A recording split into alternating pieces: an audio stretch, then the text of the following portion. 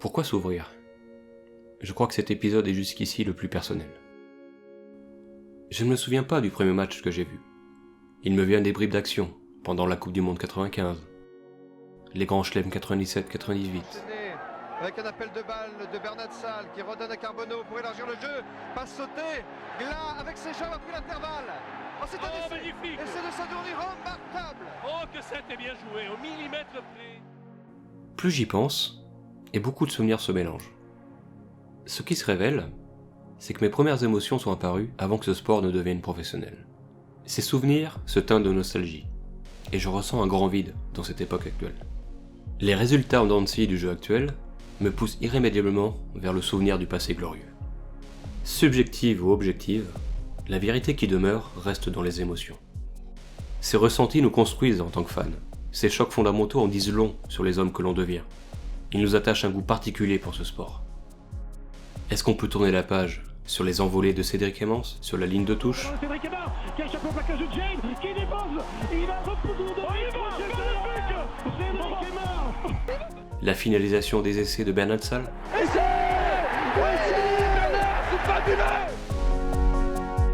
La paire La Maison-Galtier, la demi-finale de 99? Ces émotions sont éternelles. Mais est-ce qu'on peut réellement les oublier? C'est parti pour l'équipe de France. Quel super Christophe Dominici.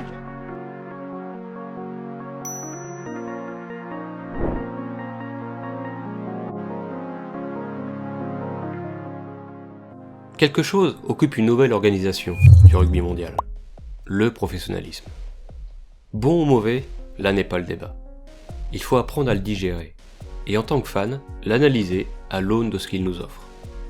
Il uniformise le jeu, le physique des joueurs, ok. Il prône un jeu de contact au détriment du jeu d'évitement, ok. Mais est-ce négatif ou positif, au point d'être la cause des échecs français? Notre équipe se cherche, si on en juge le nombre impressionnant de joueurs utilisés. Comment évoluer dans ce jeu qui semble si stéréotypé?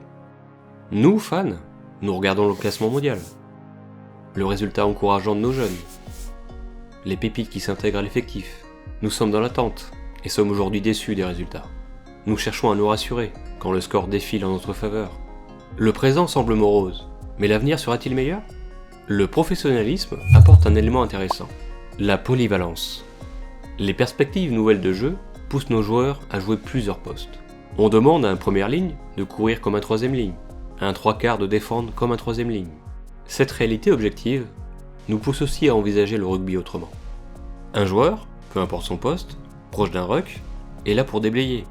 Un autre, si le demi-mêlée est dans ce ruck, se chargera de le remplacer. Le bagage technique a évolué, et plus complet. Le pilier cassoulet est un lointain passé. En pratique, ce serait faire le deuil d'un esprit de jeu que nos adversaires ont nommé le French Flair. L'équipe de France, de son propre but, c'est là la croisée pour Camberavero. On est sur une médiane, coup de pied à suivre, c'est bien joué Camberavero qui récupère le ballon. Coup de pied de recentrage, Philippe Saint-André arrive. Plein champ pour le premier essai de l'équipe de France, superbe. Quel essai des Français après seulement 11 minutes dans ce match.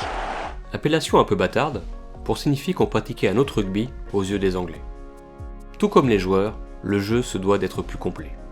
S'ouvrir à d'autres cultures, et les incorporer à notre façon de jouer, de manière à évoluer vers un rafraîchissement tactique. Ceci n'est pas une perte d'identité, mais un renouvellement de la pratique du rugby.